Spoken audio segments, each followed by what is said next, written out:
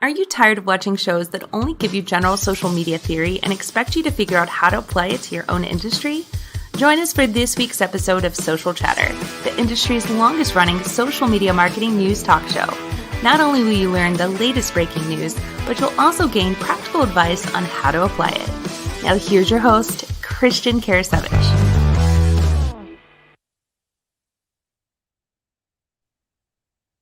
Welcome everyone to Social Chatter, your weekly social media marketing news talk show. This is episode 321 with myself and Sarah Monroe. And this week we're going to be talking about Snapchat Spectacles. We're not going to be talking about these. These are version 1 of Snapchat Spectacles. What we're going to be doing though is we're going to be talking about Snapchat AR Spectacles. And I got to say, I literally just learned about these earlier this week, and I am really excited about the direction this is going to go. We've been talking about a lot about the Facebook Metaverse over the past, or at least the Metaverse in general, over the past few weeks. And so this is going to be a really good show. Just a quick reminder, by the way, this show, it is powered by StreamYard. So if you want to check out the easiest way to live stream, just go to socialchefs.com/go/StreamYard. With that, I'm going to bring on Sarah, and we're going to have her introduce this week's guest. Sarah, it's great seeing you. How you doing? I'm great. And we're jumping into the augmented reality world. But first, we need our guest, who is Christine Gritmon. And I have to say, I have been a Christine Gritmon fangirl for a few months now. And she is all things branding and social media and all that jazz. So let's welcome Christine. Christine, thanks a lot for joining us. How you doing? Good. Thanks so much for having me back. And Sarah, it's so good to meet you. And Christian, I've been on this show like 3 times, and I'm always so happy to come back because I love talking about social media news. Well, we love having you. So, and for those, by the way, I'm trying to remember, when was the last time we had you on? It was quite a while, actually, wasn't it? Pre-pandemic. Yeah. It was, yes. Well, I'll have to find it out what that date was. But Sarah, I'm going to turn it over to you. Yes. Well, you had mentioned a little bit that Snapchat has been developing some AR glasses, and this has really been the quiet news. Christian and I actually found headlines for this. I found it on my Google app, just the Google app on my phone. There was a headline about this from The Verge, because none of the regular social media news channels are really talking about what Snap is doing. And what they have brought up is a new version of their Snap Spectacles. So they look a little clunky. There was one writer who said it looks like the Tesla truck of wearables, right?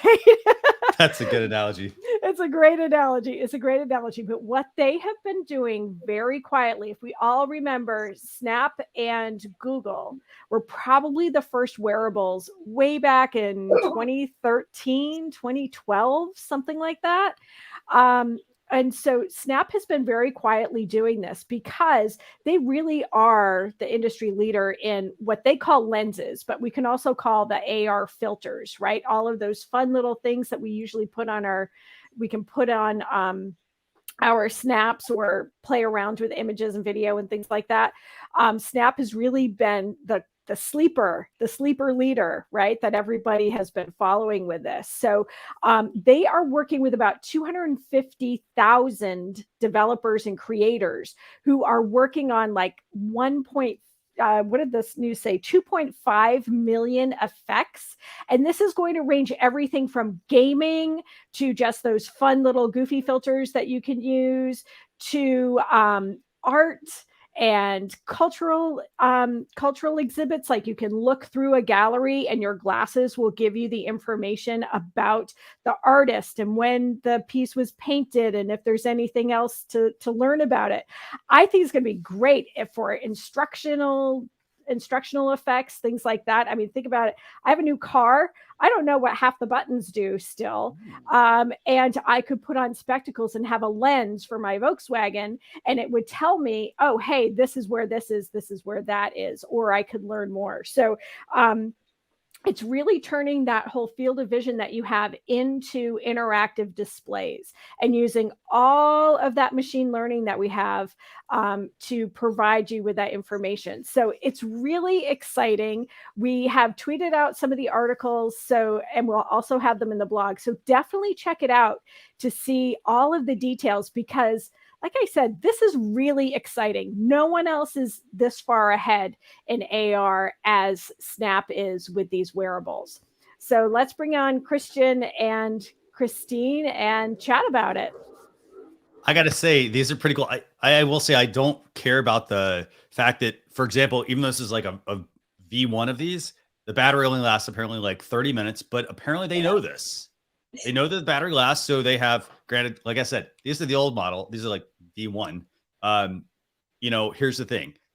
The fact that they only last 30 minutes, they have other pairs there for people, the people that are using them. They have them there for them to, work through. So they could try one pair on, use it, try another, have them charged already, which is pretty cool. I got to say, this is pretty neat. I love your examples, by the way, Sarah, that you gave about the fact that, like, if I'm a car manufacturer, I love that example. Like, that is car one worries me, actually. Does it really? Well, yeah, in what sense? Absolutely. Just because the idea of having something else in your field of vision, we've already seen that even just having a cell phone in your hand makes people more distracted in general. And my husband got pulled over once for having his graduation tassel like hanging from his car mirror, just because distractions of other things in your field of vision. So that one actually worries me, but sorry, go ahead. Well, let me just say, it would be like my owner's manual as I'm not driving. Yeah, I know. As I'm not driving. You really have to make that very clear to people, and people exactly. will. Yeah. Well, there are cars that have the heads-up display. It's like sort Cadillac, of I think. Yeah.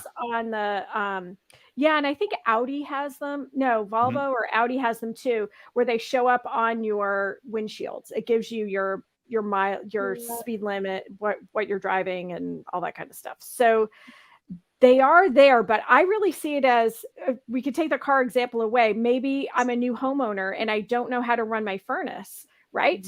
My furnace manufacturer could have a Snap lens that I put on the glasses, and it will say, this is where you start things. This is how you can check your pilot light. This is how you can do this. So, there's a lot of use for marketing, but I think there's a lot of use for arts, entertainment, making museums more engaging, making parks more engaging, travel. Like, Rick Steves could have a whole library of Snap lenses. So when you go to Paris and you look at a building, it could say that this is what this building is about, and the architectural significance of it and things like that. So I think it's going to be really exciting. I got to say, I love the... Yeah, go ahead, Chris. Go ahead. No, I had cut you off before. Go ahead. No, go ahead. Well, what I was going to say is, it's interesting because my first thought didn't go to the original Snapchat specs. My first thoughts were two things. One of them was Google Glass. I mean, it's interesting how people are saying how, this is such revolutionary technology, but didn't Google Glass have kind of similar functionality in what appears to have been a less limited package in terms of battery life, in terms of, screen, all of that. I understand this is different. This has a different level of graphics. This has a different level of interactability. So I do get that it's different, but it sounds to me like it's a bit more like Google Glass than like the original Snap spec. And the other thing that it brought to mind is that cell phones, smartphones, have been doing all sorts of cool stuff with augmented reality for years now. Pokemon Go was the first example I thought of when I saw the examples in the articles that the journalists were providing.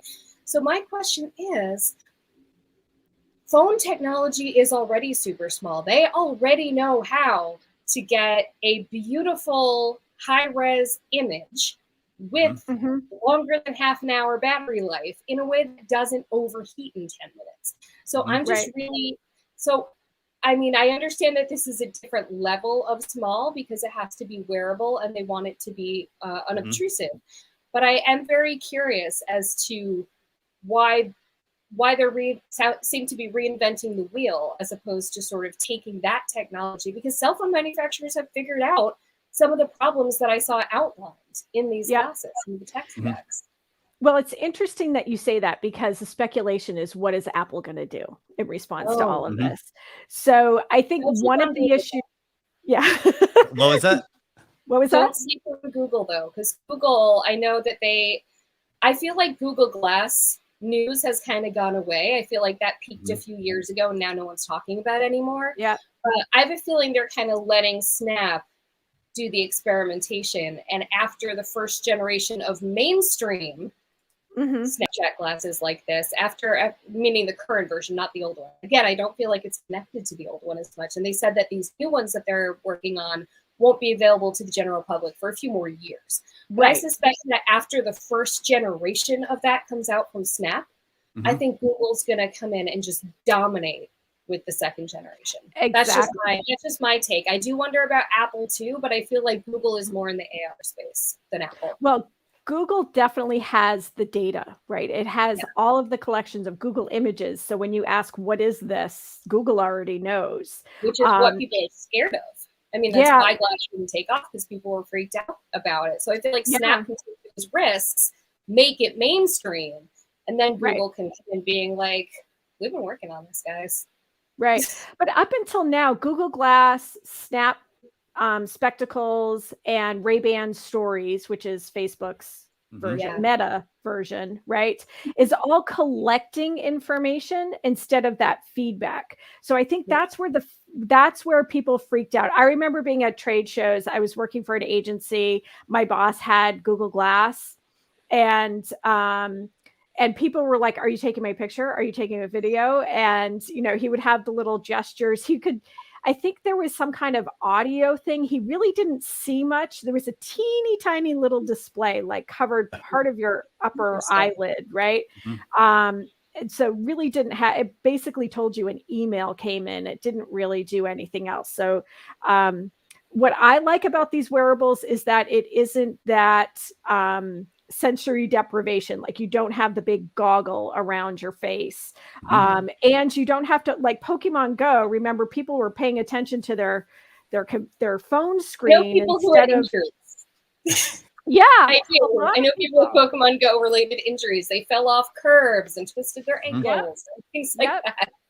Yep. A friend of mine there was a Pokemon Go thing in her neighborhood, and she said the car traffic was just insane from it. I don't even play, but I know that places were able to market themselves as Pokemon Go gyms. And that's also another thing. Snap mentioned that they're going to have things where people can kind of put skins on things that people can see, that other users can see, including local landmarks. They mentioned a landmark program where you can put something, and it's kind of like the Pokemon Go gym, but I feel like it almost, the other thing it really reminded me of is the recent movie with Ryan Reynolds, Free Guy.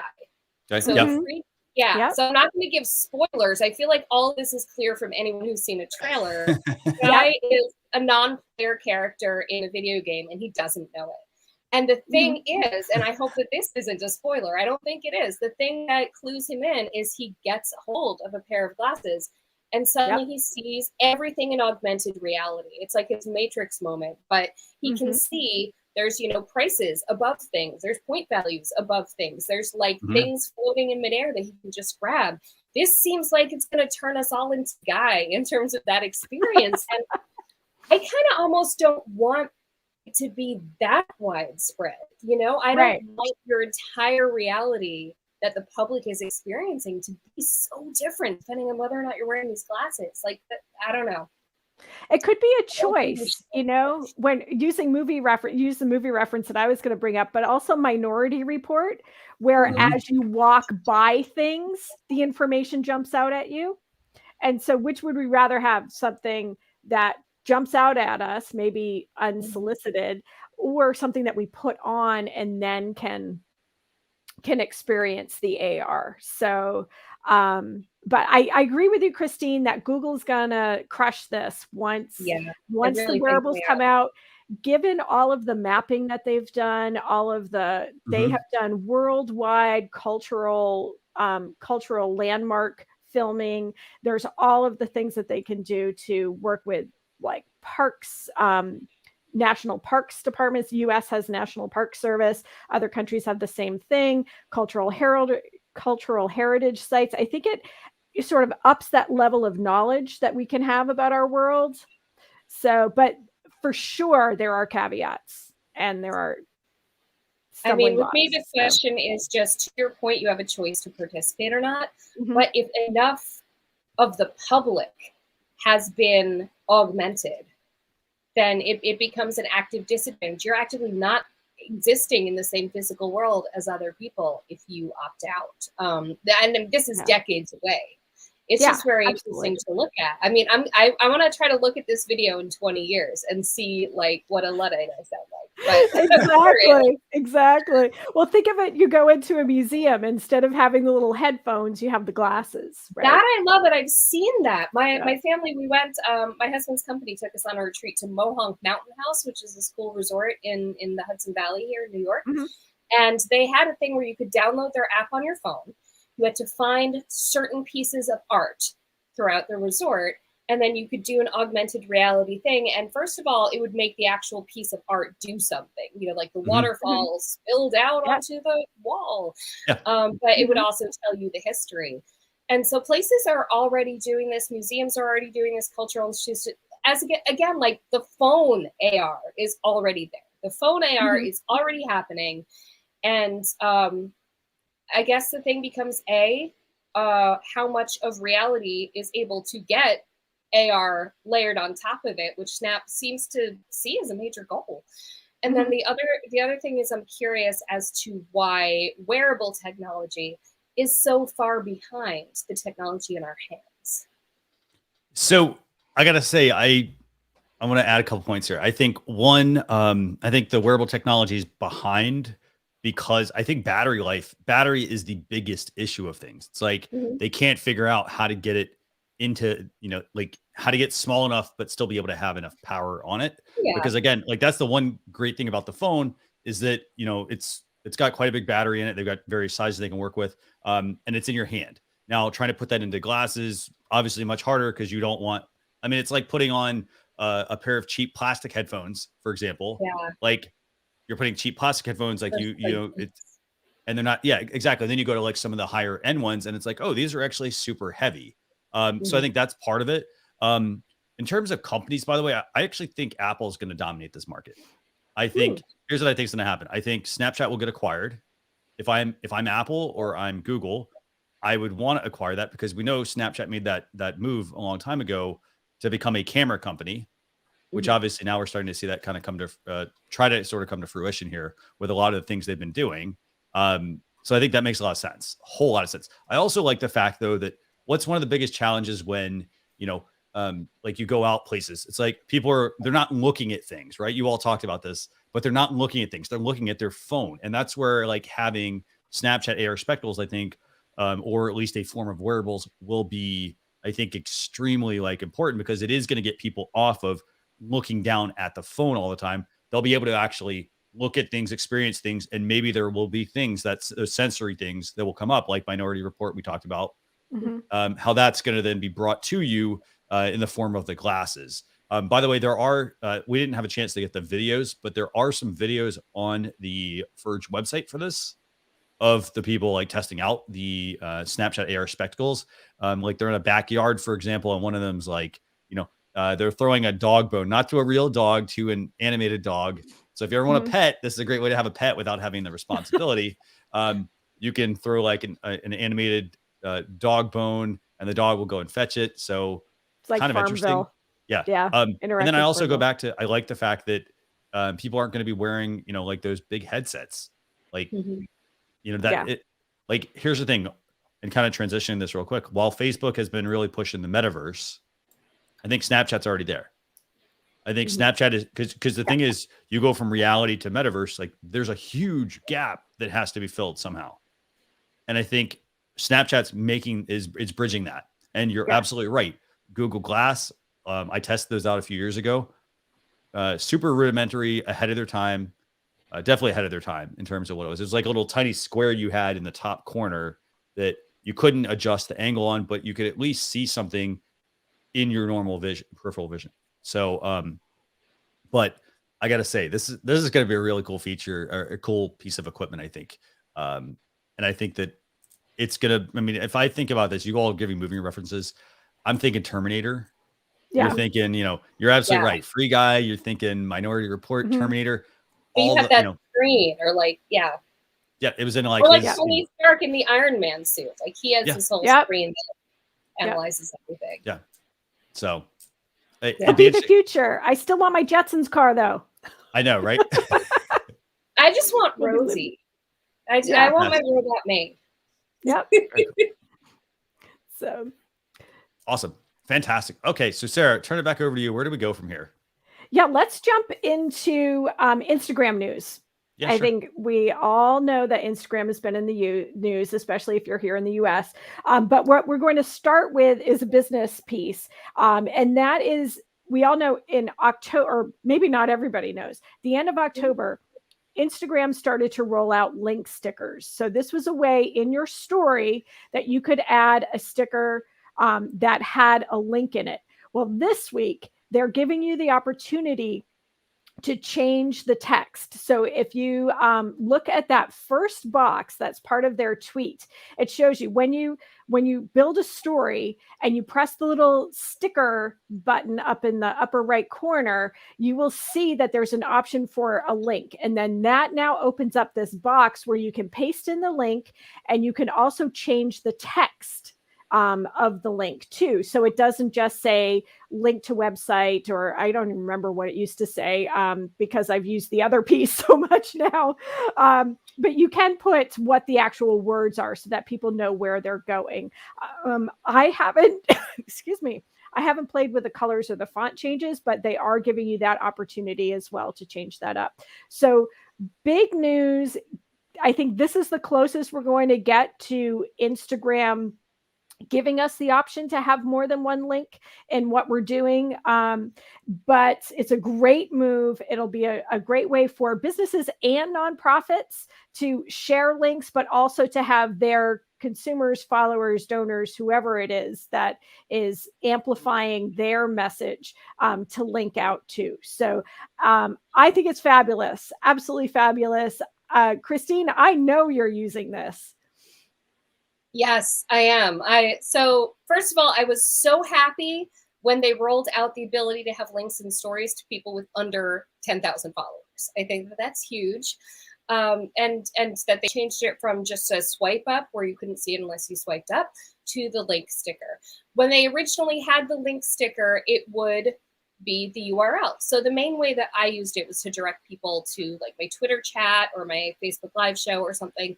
And it would just show the domain. It would say twitter.com or it would say facebook.com. Even though obviously I had my custom URL after that. And so I did use it just the other day where I was able to change it. So instead of saying twitter.com/cgritmon, I had it say #chat-about-brand because I wanted people to come to my chat. If they clicked it, they went to Twitter. I did play with the colors. I did not play with the fonts. That I definitely want to do because, of course, I want everything I do to look nicely branded. Here's the thing that worries me.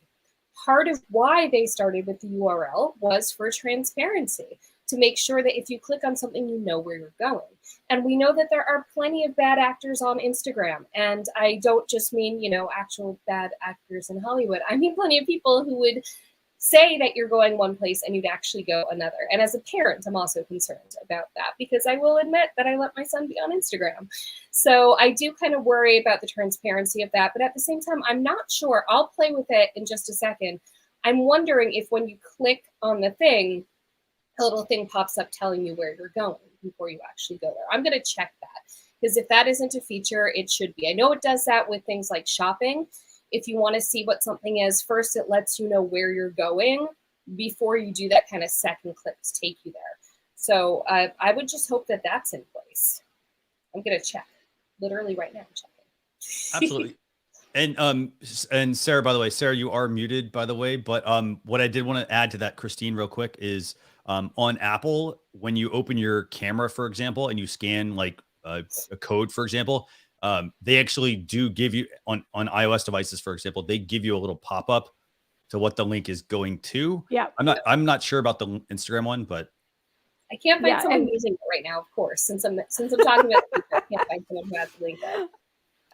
And I've got my phone working as a camera for me today through the Camo app, so I can't check it either. Do you want me to do it? Yeah, you can hop into Instagram. And then I'll go look at your story. Yeah. So, Christine, you bring up a really good point, because Facebook used to let you change some of the metadata when you posted in. If folks remember, you could put in a URL and it would give you the little preview. You could change out the photo, you could change the headline, you could change the excerpt. Where did that go? I want that again. It's because of the disinformation. People were using it in the wrong way. I mean, there were times where I would adjust it. I work with a lot of nonprofits. There were times where we wanted to share the story, but we may tweak out the headline a little bit, because, as we know, a lot of times headlines don't really represent the story. It's very clickbaity. So we could change it.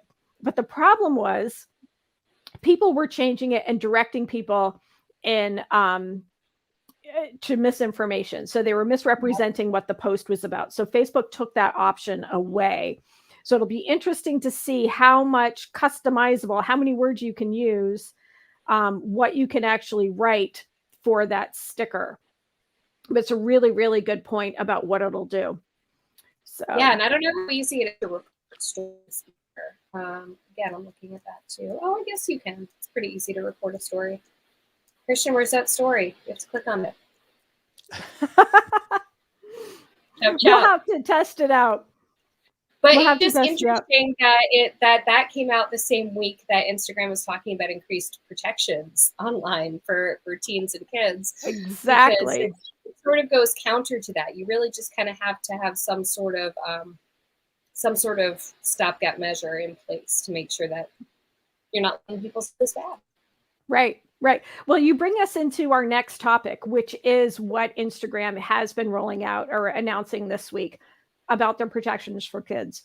If you're in the US, you've paid attention to the news, you know that Instagram has been testifying before our US Senate about some of the research that came out in the Facebook papers about how, we won't get too far into the politics of this, but I think what the data is showing is, that the internet is very good for some people and the internet is very bad for some people. And so we're looking to the platforms to help put some guardrails on this, especially for young people as they're developing, because this is the connectivity that we have right now, we've never had before. And is this the existential question is it a good thing to be this connected, right? For better or worse.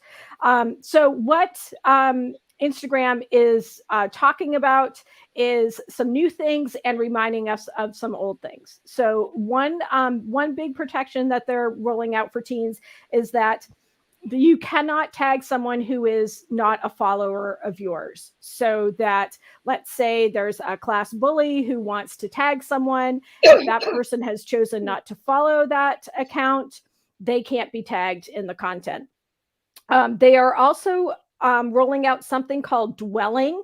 So if someone is lingering on one particular topic or hashtag for too long, there'll be a pop-up that will suggest some other content to explore.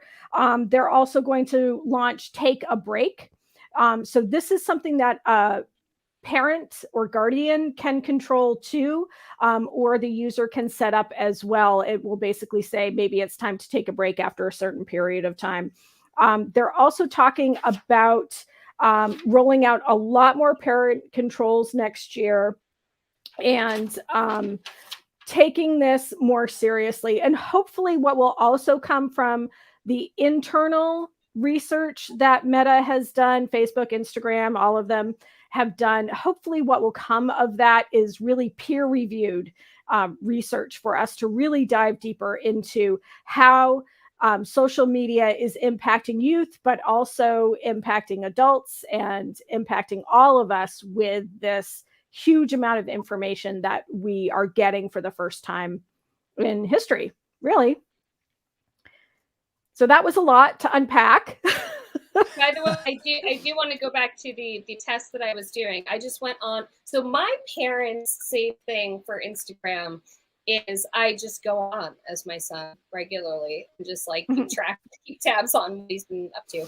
So here I am. I'm on as my son, looking at my account, my Christine account. Okay. So clicking on the story, sure enough, it does give you a little pop-up telling you where that link is going to take you. So I made the text say link stickers, but it's actually taking you to my website, and it does say visit link gritmon.com.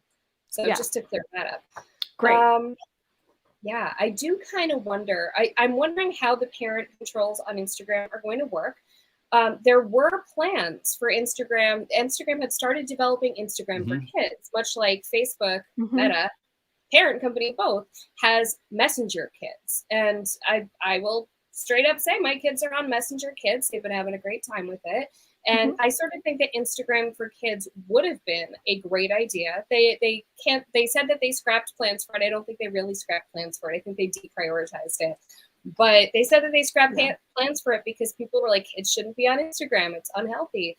Well, they've already had the experience with Messenger Kids of figuring out how to put those things into place. I'm surprised parent controls weren't already a thing on Instagram, and they would have been had Instagram Kids been, fully developed. So it's kind of interesting, but I think what it comes down to is a lot of people are putting the responsibility on the platforms rather than on parents, and I get it. But at the same time, the low-tech method of make sure that you always have access to your kids' accounts and use it. Right. I mean, Yep. It gets to that whole conversation of who owns the public square and who is the maintenance person of the public square. It takes the village, and kids are going to do what kids are going to do no matter what. I'm sure that when my kids are teenagers, they'll find ways around everything that I try to do, but they'll find ways around everything that the platforms try to do much quicker. Just a thought. I think that's why we are where we are, is that the platforms didn't think like a teenager. Yeah. And so they thought this is a force for good and not a force for bad.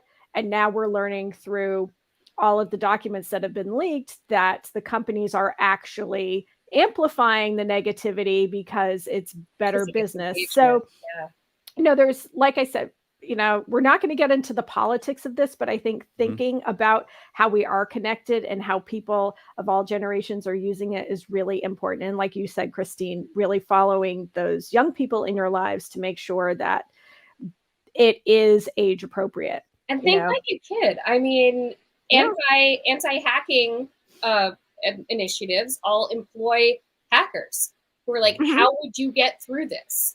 Yep. Police fraud departments, fraud detectives employ people who've been convicted for fraud.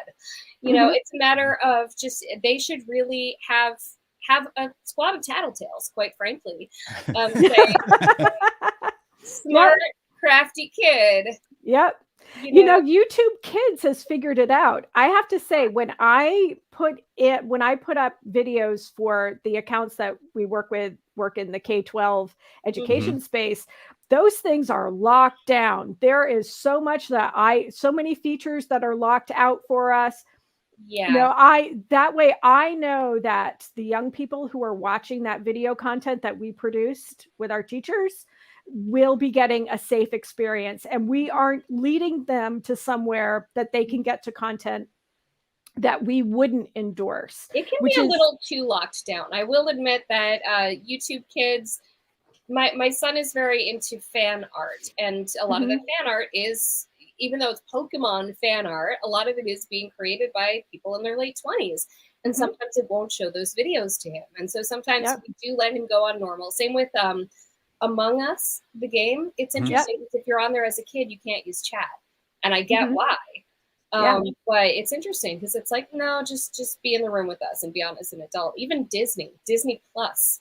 When we're on Disney Plus, there are perfectly okay, these are Disney movies. They're perfectly okay movies that we're not allowed to select if we're on one of my kids' accounts. So the fact is, there are going to be families not using the kid version. And I think just a more a la carte method of controls is a good idea for all these things, as opposed to just the kid version, just the protected version versus just the free-for-all version. I would like it if parents were able to customize more, because what I want to customize for a 7-year-old is going to be very different from what I want to customize for a 12-year-old.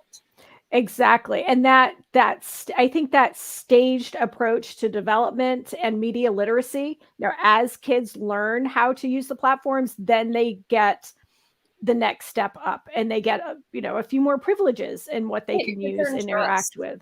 Yeah, exactly. My son knows that if I ever try to log into his iPad and I can't because he changed the password and he didn't tell me, he loses it. You just don't get it. Yeah.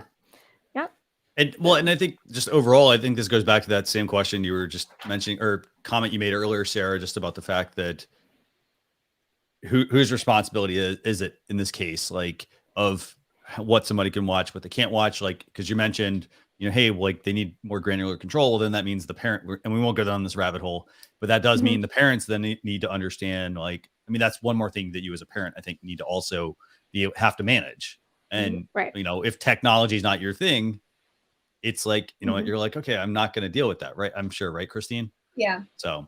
Right. I can see that. So Sarah, let's just do a quick run through the rest of the news, so we have plenty of time to talk to Christine today. So in the new, when we're talking about Messenger, there is news about Messenger right now. They are launching more creator and AR development. So more effects to Messenger. And it looks like I have my slides in the opposite order. So I will jump to the second part of Messenger news, which is Messenger for Kids. Now has some more features to it. So including dark mode, which is what you see here on the screen. They are also adding some fun voice effects and allowing 2-player games within Messenger for Kids. And I think we need to realize, the three of us are based in North America. Other countries around the world, Messenger is a huge communication tool. Messenger and WhatsApp are huge communication tools for families. Like when Facebook went down, in early October, there were families in India. That's the only way they communicate. They don't even have phone numbers for each other. They use WhatsApp. So that outage was a big deal. So what's fun is that Messenger for Kids is going to allow kids to communicate a little more. And then Messenger effects, they're adding more themes and emojis. And this will launch in Messenger.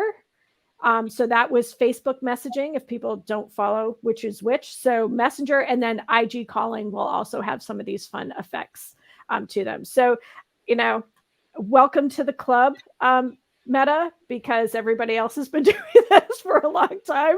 I think Google Hangouts has had it since 2014, some of this. So anyway, that's news from Meta and Messenger. We also have a few more news items that we'll include in the blog. One is Clubhouse is adding 13 new languages and also giving you the chance to follow topics. Lush has announced that they are quitting some social media platforms for now.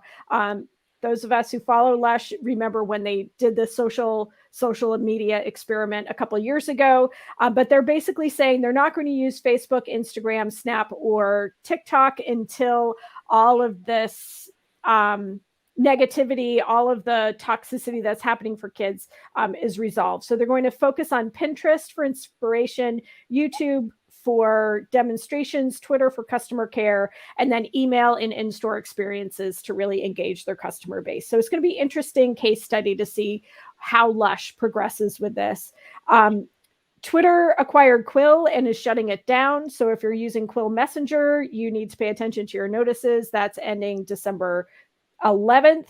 And then Pinterest has also added a video editing app called Voci. So we haven't talked a lot about Pinterest. I think we should add it to our topic list for future shows, because they have been doing a lot. Pinterest has had exceedingly high growth during the pandemic, and really interesting to see what they're going to do with more video. So that is the news recap. It's a lot of Any news. comments? A whole lot of news. There's so much of that, but I understand we're at limited time. I know. And of course, Facebook teasing next week's show. Facebook professional profiles were announced yesterday morning when we locked down the show content. So we will be talking about that next week. So. We will, yes. But today we have Christine here, and she is all about personal branding and social media and building a brand online. So, yeah, exactly. So let's start with a big, hairy question for Christine, which is, what does a personal brand mean today? Right? We knew when people were consultants or speakers or authors, you were your brand. It was very clear. But now a lot of us have side hustles, maybe fractional employment. We're representing multiple accounts, multiple brands, multiple business ventures. So what does personal brand mean now in 2021? Well, to begin with, what I believe personal brand is has never been connected to your job. What I believe personal brand is quite simply the version of you that exists in other people's heads, which means that you have one, whether you have chosen to have one or not, because hopefully you have left some sort of impression on the human beings that you have interacted with. So I think it doesn't really have to change. I think that the people who specifically always tied their personal brand to their employment at the time have realized the disadvantages of that, because when it's tied to who you are and what you're good at rather than your specific title and position, that means that it's portable. I launched my business 5 years ago from a completely different industry, leveraged by the fact that I had a strong personal brand. People felt like they knew, liked, and trusted me.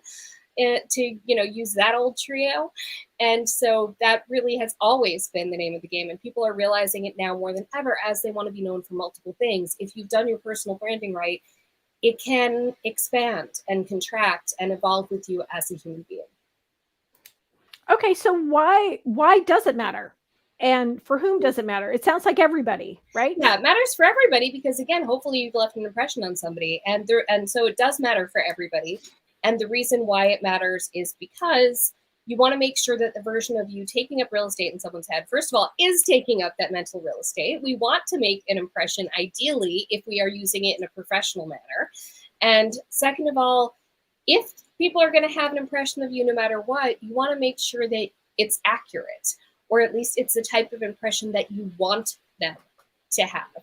For a couple of reasons. First of all, you don't want people to have a wrong impression of you. Second of all, you want them to have an impression of you that ideally is advantageous to whatever action you would like them to perform, or whatever you would like them to think of you for, whatever you want to be top of mind for. And, then the other part is honestly just, where was I going with that? I had another point. I really did. But you want to make sure that things are deliberate, accurate, and advantageous to you. That's great. So, okay, so let's get into the how-to, right? The how-to. So what are some tips for building a personal brand? Let's say someone is looking to either change careers or build up a side hustle and maybe do that side hustle all on their own.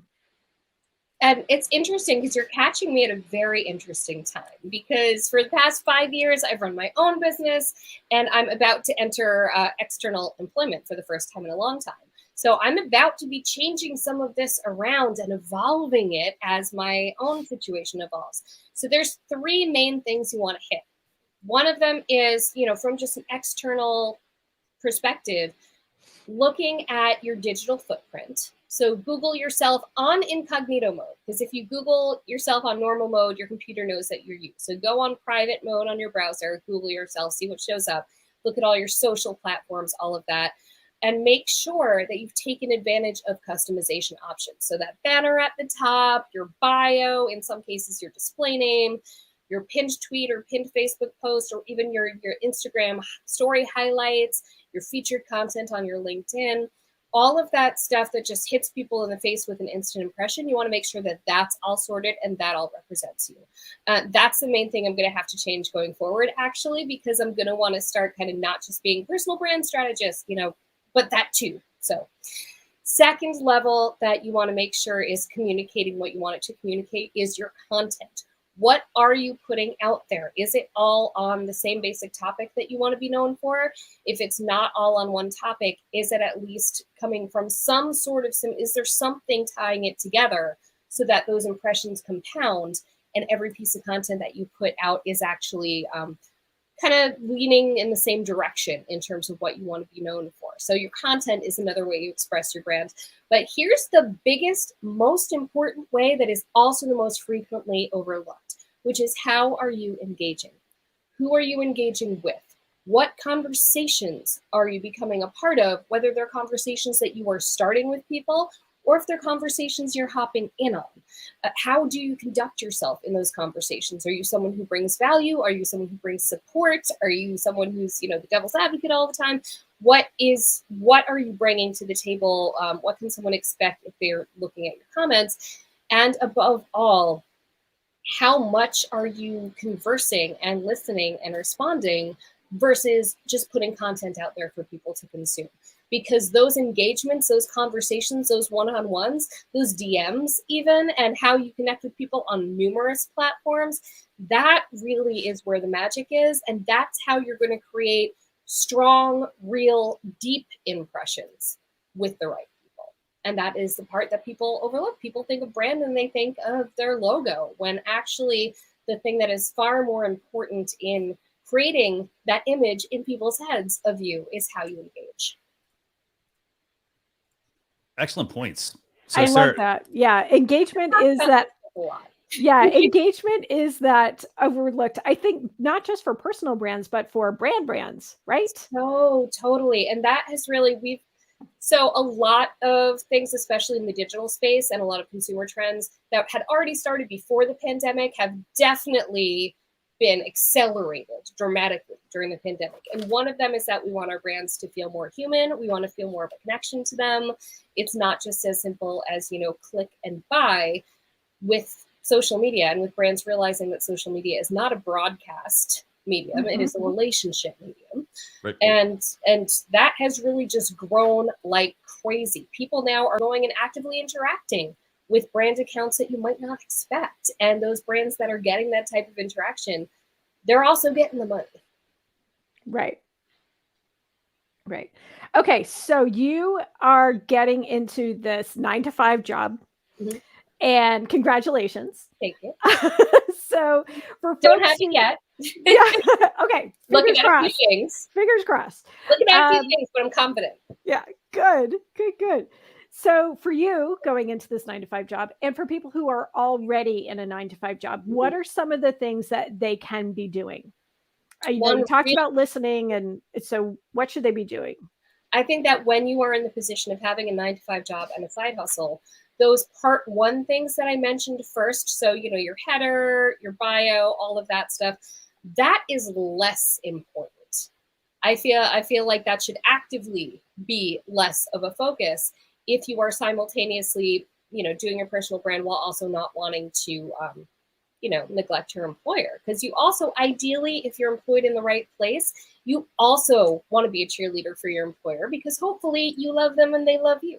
So I know for my case, where it winds up being, all my headers aren't going to be blaring Christine Gritmon Inc., but they will still be about me. They won't be about my employer necessarily. They'll still be about me and what I bring to the table. So I would say in that case, the content you put out, but especially the engagement, becomes the really crucial piece. If people see, whatever it is that you do for a living, if people in the right spaces who are interested in the topics that you want to be a thought leader on for your side hustle, or even just for your own personal interest, people who are in that space, people who are interested in that topic, people who are ideally prospective clients or collaborators or anything like that, referral sources, they need to see you showing up in those conversations. They need to see you bringing value on those topics. The conversations you have are the ultimate part of personal branding when you are employed elsewhere.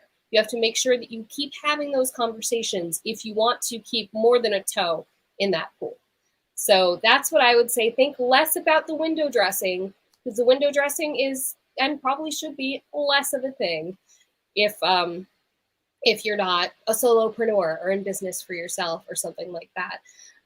It does come down so much more to those conversations you're having, those spaces you are a part of, not just Twitter spaces, but spaces in general. Focus on that. Mm-hmm. It makes me wonder, some of the accounts that I follow, some folks who are like us, who are speaking or on live streams and things like that, when you go to their profiles, it's a little quiet. Yeah. And I have to say some of my profiles are a little quiet. And that's because we're all working on that other piece of our lives. Absolutely. So. And that's definitely going to be a shift for me, but I'm actively strategizing now how I'm going to handle that. And I think that it's going to be, the window dressing is less Christine Gritmon Inc., but people still see me showing up as a thought leader in the right conversations. And, the other side to that, I think also is finding balance, and like, for example, like right now, you probably could do you could probably be, or you're more accessible, I think, 24/7 in a way. But my time is my own. What was that? My time is fully my own. Right. And so now that, like, when it does get divided up, that is one thing where, like, I'd say people probably want to set some sort of standards to where, because you do have to find that balance, and you got to figure out, maybe it means, hey, if you actually have to go to an office, maybe you spend the first hour, maybe you rearrange your day. Your first hour of your day could be, hey, I'm going to set myself up, or maybe at the beginning of the week, I'm going to set myself up for, putting out some of those, either going and engaging with people in the morning or the evening or at the beginning of the week or something like that. And then making sure that you're also spending enough time, like, putting out information, but not like, turn the fire hose on and put so much information out, but you're putting enough out so that there is that balance, so that, you can sustain that. And obviously all your other obligations, I think. Well, yeah, another big part of it is you want to make sure your employer doesn't see you there building your personal brand during company hours every day. So you want to make sure you're also building their brand. Again, ideally, you are in a situation in which you actually care about and support your employer, and they actually care about and support you. One criteria that I had for every place that I've been applying is that they would encourage me to have my own strong personal brand still. But at the same time, only brands that I would personally cheerlead for, only brands that I would personally be like, people don't have to wonder where I work, they'll know. And so another part of that is, if you are building your personal brand, A, be careful with what you do on company time. But B, more importantly, make sure your company is getting some of that love too. Make sure that if you're in those spaces with those conversations, you're also leveraging your brand in service of your employer, so that instead of being instead of your personal brand seeming like a liability to them, or like competitive with them, make sure that they see it as an asset, and make sure that it actually is one. And if you are not in a situation where you can do that, if you're in a situation where you don't actually, love your employer, or they're really clamping down on that sort of thing, maybe reevaluate. Exactly. Sharpen some relevant skills to make yourself more marketable, so that you can find a place that's going to value you. Right. I think a lot of people are evaluating their employment and what they're going to do, and that value alignment with your employer is really important.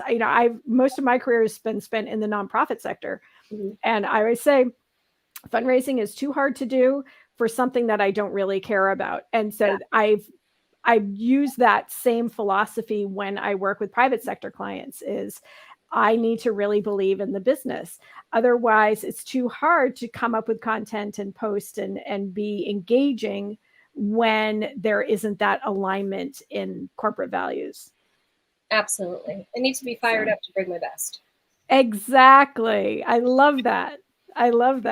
So excellent points. Do we have any comments? You actually, we have a couple actually from NLTMW. So one tip, and Christine would love to know what you think about this. So NLTMW is saying, hey, automate your posting times. What do you think about that? Like, so if you're trying to build that, 9 to 5 side, and that works for content you're putting out there. It doesn't work so well for conversations that you're participating in, which I think are really important. But at the same time, you can designate time later to catch up on conversations and jump into them. Like, that's perfectly fine. Okay.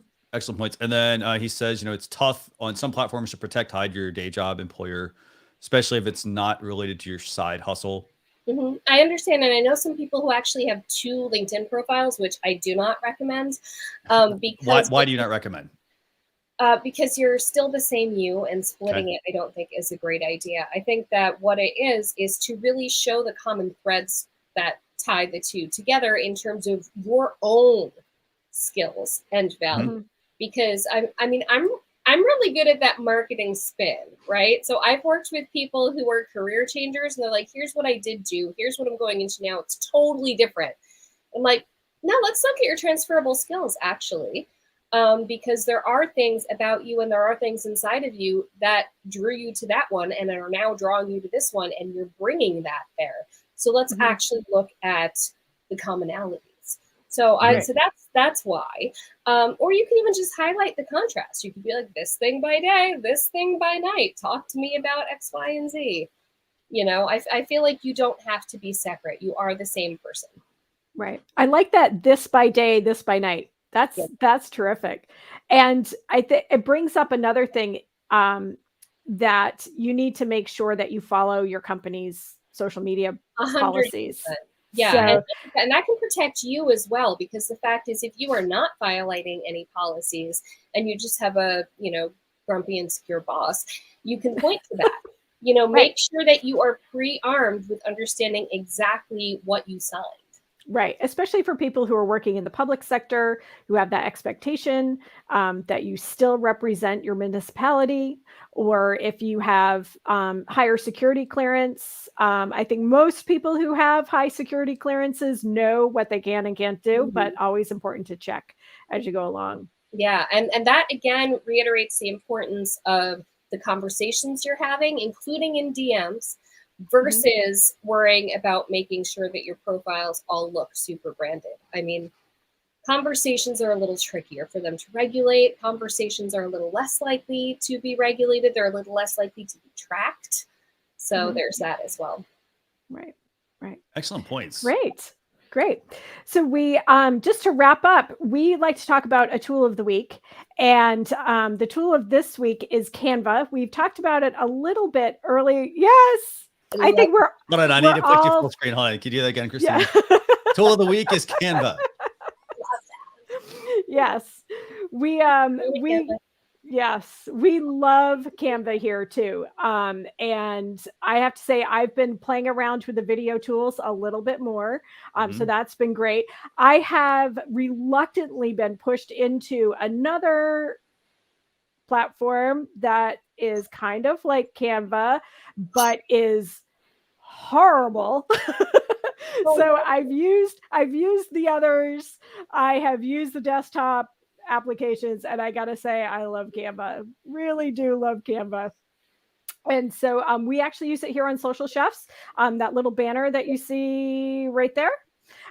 We laid out in Canva. All of our slides we lay out in Canva. So we pull those images that we pulled this week are actually from the blog posts from Instagram or from Meta or from Clubhouse. You can actually just copy the URL of the image and paste it into your Canva deck, and you don't have to crop or source or download and upload and all those kinds of things. Canva is amazing. And of course, there's the collaboration piece. There are times where Christian and I are working on our slide decks. I'm at the top of the show. He's at the bottom of the show, and we kind of meet in the middle with laying out the slides. So I'm going to let you guys talk about Canva. I would just say it's very easy. It's very convenient, I think. And the fact that, it does allow us to collaborate. We talked, I think, with Doreen Morin Van Dam, I think, on episode 320, which was last week. And we talked about agile marketing and how you could kind of work together with people. And Canva, she said, was a good tool for that because it has that collaboration aspect. So that way, if somebody's good at one thing, somebody's not good at something, people can easily just work on it. You can kind of work on it together. So anything you want to add, Christine? Yeah, a lot of people don't realize Canva can do GIFs. And that's something that I use it for. I do a lot of GIFs, and most of my GIFs were not made on Canva because most of my GIFs were made before I knew Canva could do GIFs. But I'm doing another batch this month, and I'm going to use Canva for them because I can use my fonts. I'm not stuck with like the generic font on, uploading my video clip to a GIF maker. tool. Mm-hmm. I can upload it to Canva. I already have my brand already set up on Canva because I'm Canva Pro. So I can use my fonts that I purchased and uploaded to the platform. And every single week, I have my Twitter chat on Tuesdays, chat about brand. And because I'm the gift queen, I have GIFs as my question graphics. And it just could not be easier. I just go in and change the text and download my GIF every week. And it's just, people ask me who does my graphics, and it's all me, and it's all on Canva. Mm-hmm. Excellent. Yep. Well, I've actually been using it for reels too, laying out some reels and letting a client hop in and making a few changes. I've worked on one project. We have 3 agencies and about 10 people who work on some of our decks, and we are able to copy that advocacy piece and add our own logos and change it up just a little bit for each of our audiences, or slightly different. But we can amplify the one message by just adapting from that first source of graphics. So it's just been and their amazing. Background remover is amazing. Their background remover. Oh my gosh! I used to have to use. So I'm fully trained on Adobe Creative Suite. I can use Photoshop and Illustrator all day long. I don't anymore, because at this point there's kind of nothing I can't do on Canva. Yeah. I will say with video, I still need Adobe Pro if I'm using some music that's not licensed through Canva. I use Final Cut for some things. Yeah. So there are some things that I can't do with Canva, but it's very, very small amount of things that I can't do day to day. So fantastic. Definitely check out Canva. There is some pricing. There's a free version. And then I think I pay like $12 a month. Yeah, the paid has been worth it to me for years. Yeah, absolutely. So fantastic. This has been such a great show, by the way. So Christine, just one last question for you. Where can people connect with you if they want to get in touch with you? Absolutely. Well, I'm the only Christine Gritmon, which is helpful. That's how you spell my name. And I'm Gritmon.com. I'm C Gritmon on Twitter and Instagram. Christine Gritmon Inc. on Facebook and YouTube. Christine Gritmon on LinkedIn. I don't really use TikTok or Snapchat. Don't look me up there. I technically have them, but don't. Yeah. Fantastic. Great. Sarah, how about you? And people can find me across social media at Sarah Monroe VT, because there are many Sarah Monroes in the world out there. And if you are linking to me through LinkedIn or any other place, drop me a message and let me know that you saw me on Social Chatter, and I'd be happy to follow you back. And before I say goodbye today, we do have to wish Christian a happy birthday. So happy birthday, Christian. Thank you. Darn, I thought I was going to. I thought you I was going to get through it. No, you can't get past the comments blew up your spot, man. Yeah, exactly. Well, this has been a great show, by the way. I'm Christian. I'm at Social Chefs on all of the social platforms as well. Again, just a couple of quick points. We have the blog post recap. That's going to go out over the weekend. socialchefs.com/SC321. That'll have comments from Christine on branding, on how to build your brand, how to manage the whole 9-to-5 thing at the same time. We also obviously have the Snapchat AR spectacles as well. We're going to just do a quick recap on what all that involves right now. And then we're going to have another show next Thursday, 12 p.m. Eastern Standard Time. Our guest is going to be Deborah Eckerling. I think we're going to be talking about goal setting, actually, as we head into the last couple of weeks of the year. But with that, I want to thank everybody for tuning in. This has been just an amazing show. Thanks a lot for joining us, Christine. We'll have to have you back for another episode. I'm in. Well, with that, we'll see you all on a future episode. Bye.